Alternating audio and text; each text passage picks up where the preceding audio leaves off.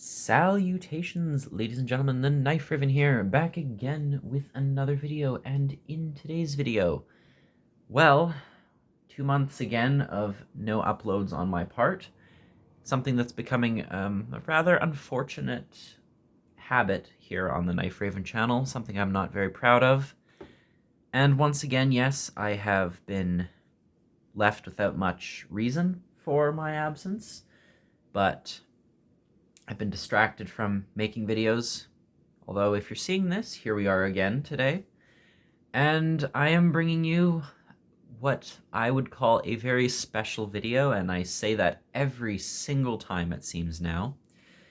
But yes, I have the whole Taylor's Eyewitness collection here, all 6 of my premier knives, and there's a 7th now.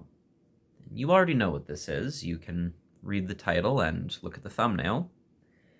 But this is what I would declare the highlight of my collection now, at least in terms of Taylor's Eyewitness and perhaps even just Sheffield knives as a whole. Now, first and foremost, one little detail. If this video is the first you are seeing since the redemption of the Ettrick knife, which was filmed 2 months ago now, this should be the first video following that, and there should be a French knife that comes afterwards. Now, that might be next week or the week after, but regardless, in terms of actual chronological order, the chronology of the Knife Raven, this video was filmed on July the 3rd, and the French knife was over a month ago that it happened to have been filmed. So as it is, if you're seeing this, and it's followed by another video on a French knife, this video was actually filmed a lot later, but I wanted to get this one out first, and because of my procrastination, I have a lot of scheduled uploads that have not yet been made public yet. So, bear with me. I am hoping to get 3 videos out within this month, and maybe if I'm doing particularly well, I can do 1 a week. So here's hoping. But in the meantime, I have wasted 2.5 minutes, so let's get to the knife itself. Now, I'm going to leave these up here for the time being, but I'm going to take these out of the way. Individually, one by one, Eyewitness Barlow in Desert Ironwood by Lee White. Desert Ironwood Slim Barlow, or Gentleman's Clip. This one's by Mr. Andrew Smith. Twin Blade, Amboynaburl Slim Barlow, also by Mr. White. Buffalo Horn Single Blade Slim Barlow by Lee White. Buffalo Horn Normal Barlow by Mr. Andrew Smith. And my latest acquisition up until now, a Ram's Horn Barlow by Mr. Andrew Smith as well. So I have a nice even split between the two makers. I will say I don't really have a strong preference at the moment, but as it is, I have 3 knives by Lee White and 3 knives by Andrew Smith. But today, that tie is broken. This knife right here. And this was bought at fenderhunt.ca, the retailer that I most frequently use for my Taylor's Eyewitness. I will link them once again in the description. But this knife is, without a shadow of a doubt, probably the highest end knife that I have purchased. And the deal that I got on this was ridiculously good, but I will get to that later. The knife itself comes in the standard cardboard box. Have your little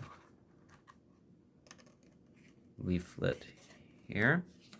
Careful not to reveal the knife yet.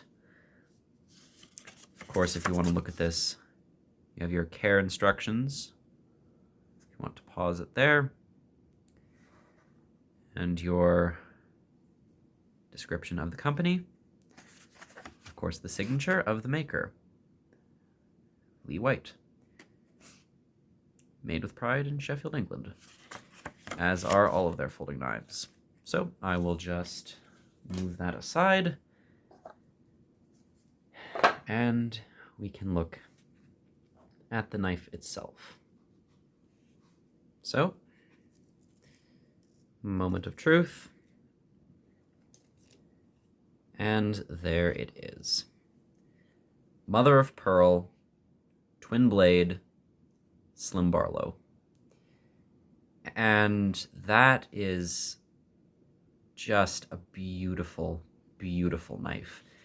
I would like to apologize beforehand if I sound like I'm speaking of the knife in an over-exaggerated way. I assure you I'm not. The camera really does not do this material justice. It doesn't do any of my knives justice, but you really cannot perceive the coloration and the detail on this material unless you have it in person, preferably in natural light. And unfortunately, I can provide you with neither, but even with the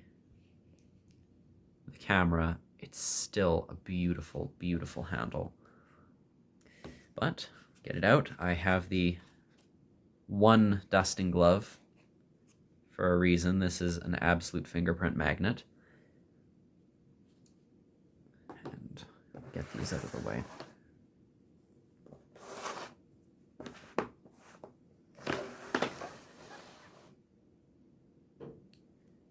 And here it is. Genuine mother of pearl. Twin polished filework detailed back springs. Can't tell if there's some fingerprinting going on already. But there it is. Now, this knife is of a pattern I very much enjoy, and it yet was not the knife that I probably would have picked originally. Now, I tend to prefer the single blade Slim Barlows, as really adding a second blade to a knife that's meant to be a Slim Barlow takes away from the slim factor a little bit. Now, that's not to say this is a thick knife, really, which, when compared to even with the knife I have on me today that I was carrying,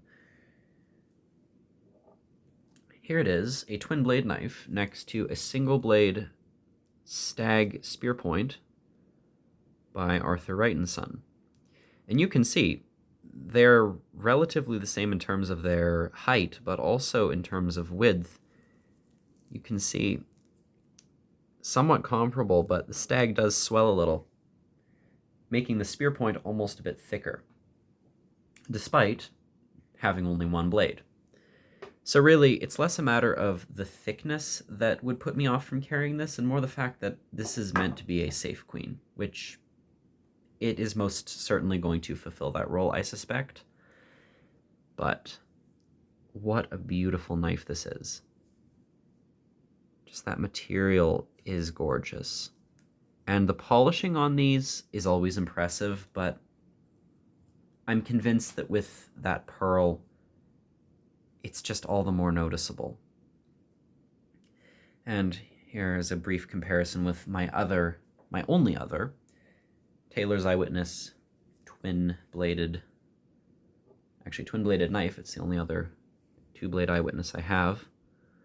But this is also a gentleman's clip / Slim Barlow in Amboina burl. And this one has the plain back. And as you can see, it's significantly thicker. And in terms of looking at it from the front, it looks like a slender knife, but yeah, it's a fairly chunky piece. But Lee certainly did not shortcut you on the pearl, though. This is still very, very nice. These are some nice thick pieces. And one thing I was somewhat scared of is pearl tends to be prone to cracking and chipping. This knife, as far as I can tell, features neither. It's very structurally sound.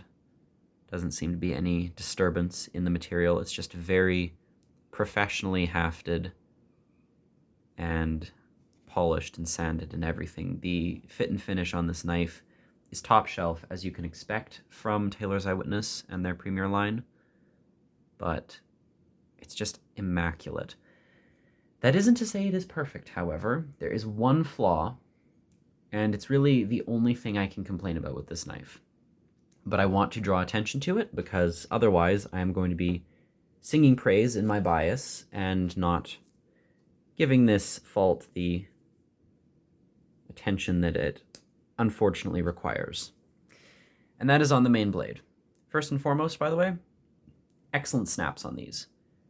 The back spring tension is far from what I would call stiff, but it's also very much a snappy action. So more than what you would want to ensure safety, it's not going to be a knife that'll close on you, but even so, it is far from uncomfortable to open. But the flaw in this knife, the only issue with it, and even then, this is less an issue with the fit and finish, and more an issue with the design itself, because this has happened on my other Slim Barlows in the past. And you can see here, if I can just zoom in, there is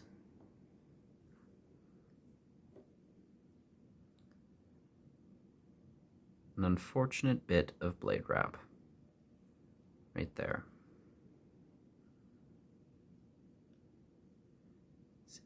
Yeah, there you are. And that is really the only fault that I can find on this entire knife.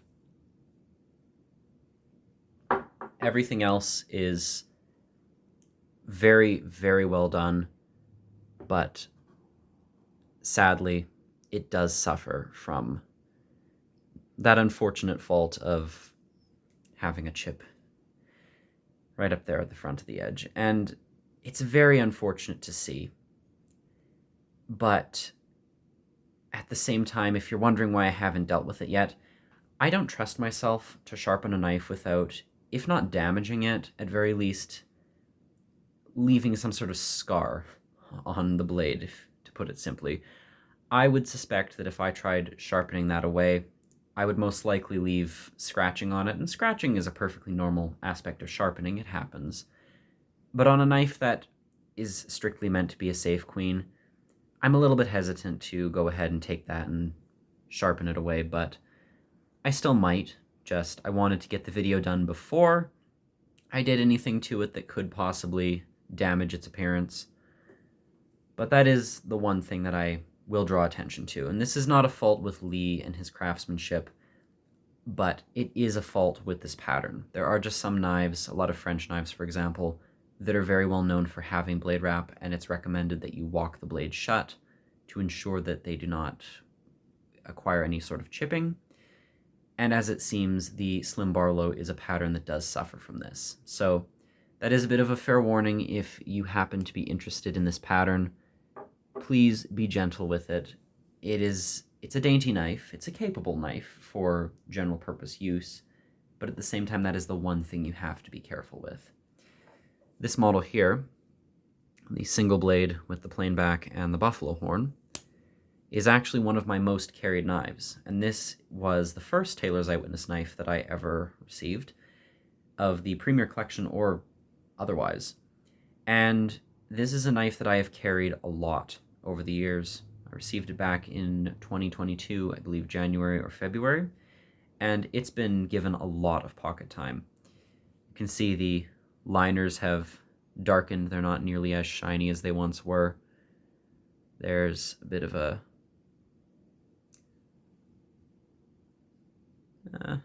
guess you could say not quite tarnish, but you can see on the front of the liners and also near the bolsters there's a bit of discoloration from being carried a lot. There's a bit of scratching here and there, and even on the blade, which has been sharpened once or twice, you can see that there's just a little bit of scratching on it. And again, I don't put my knives through terribly hard use, but this knife has been carried a fair bit. And when I first received it, I did not know that this model suffers from blade wrap, and so I smacked it shut and received a huge chip up in the very same spot. So what I suspect happened with this model was that the quality control staff that clear the knives before shipping them out to retailers probably closed it a little bit too quickly or did not know to close it gently, and that led to the chip occurring. I know some people might be picky enough that they'd want to send it back or write a letter of complaint, but I'm not going to make a fuss of it. It's the one fault on the entire knife. I can really find nothing else to complain about. Of course, I will do the standard walkthrough of the knife's fit and finish, just to sort of give you an idea of what it's like and what you can expect. The pins are beautifully flush, and that is one of my main compliments to this knife. It is one of the smoothest knives I have. Everything about it is just glassy in hand. And I know I brought the dusting glove here to minimize fingerprints, but there's something so nice about just holding this in the hand. The pearl gets warm quite easily. It's a very nice, soft material to hold. And again, the transitions are seamless. You can not feel the pins. Again, they're brass, very well fitted, have a nice polish on them, but you cannot feel them whatsoever. You can even see the silhouette of the pin through the material, almost a bit of translucency akin to what you'd expect on, say, ram's horn, which is a lot more noticeable, but nonetheless. Also, in terms of gapping, this was a knife that did come with a decent bit of it, whereas this Slim Barlow here, and it is true that the file work does minimize how visible gapping really is, but that doesn't take away from the fact this knife is very well put together, and there's really no visible gapping. If you hold it up to the light, a little tiny bit will shine through up here, but aside from that, the back is seamless. And again, everything is polished to perfection. The liners, the spacer in the center, and then the file work, this again being the only knife I have, I believe, with 2 back springs that both feature file work, and it is seamless. You can see this vine pattern, which is standard for many Sheffield knives. Michael May does a similar pattern, and of course Lee White and Mr. Smith both utilize this type of pattern. You can see this is a knife by Mr. Smith, but beautiful, beautiful work on the filing. Delightfully polished. Everything is just so smooth on this piece. Blade centering is very good on the pen blade. Pretty much almost perfectly down the center. And it's a little bit off to the left on the main blade, but not too much. Cut off of the spring is pretty good. Transitions from spring to blade. You can see that there is a bit of a transition there, but it's still very clean. Neither of these blades have any kind of play on them. The polish is still beautiful, if not a little streaky at the moment. That is the one downside of this sort of high polish. They are terrible for fingerprints. Very well ground nail nicks on both blades. The stamp, which is very small, has the I followed by witness Sheffield, England. It's easy enough to read. Perhaps could be a little bit deeper.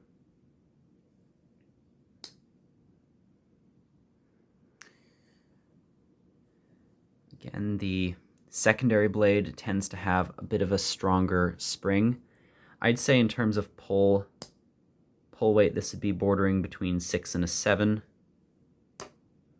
And I don't know how loud the snap shut is, but I'm not going to try that. I don't want to damage the edge any further. Secondary blade could use maybe with a little bit of oiling. It could do well with that, but I'd say also about a 6, maybe a 7.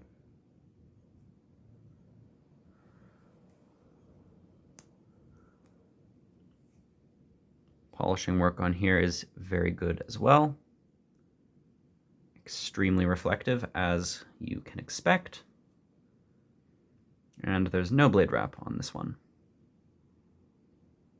Yeah, just very nice little pen blade. Once again, I'm not probably going to use this in any real respect. It's going to be a safe queen for the collection, but this would make for a nice apple peeler, and then the main blade you could use for slicing it up afterwards. So very nice fruit knife, I could imagine. A lot of Victorian fruit knives featured polished silver blades and mother-of-pearl handles, so even though this is not a fruit knife necessarily, nor does it have a silver blade, you can see the resemblance quite easily. And again, this is a knife with just a beautiful handle that, in terms of the actual craftsmanship, seems quite seamless. I notice that a lot of pearl knives, they tend to have problems in the structural integrity of the material. Many of them feature small little chips and cracks, but this one is, as far as I can tell, both sides of the knife are completely free from any such problems. And if you happen to notice anything that I can't see, please do point it out. But I've looked this knife over quite a few times and I still cannot find any noticeable issues. Bring out some other pearl knives here. My cat's lockback in black mother of pearl, which is a lot more colorful, with these sort of greens and pinks right here. This knife is in need of a repair. This little metal piece between the collar and the handle is raised, so that needs to be fixed. But very beautiful knife. The other side is more traditionally what you'd expect of the coloration on a pearl handle. But very, very nice.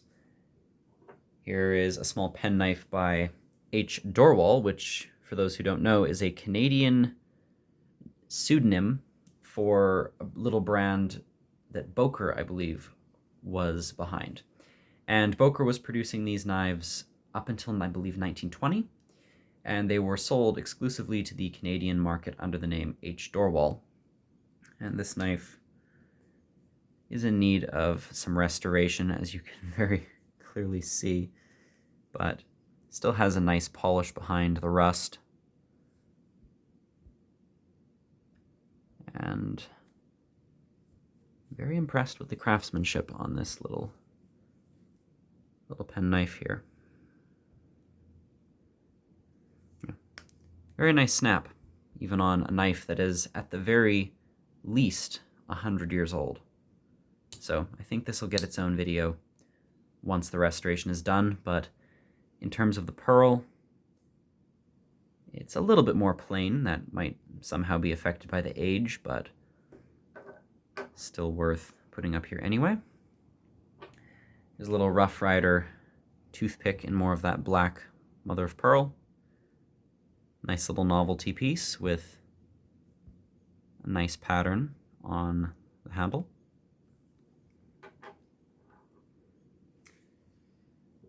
And of course, probably the king of my pearl knives, this larger cat's lockback.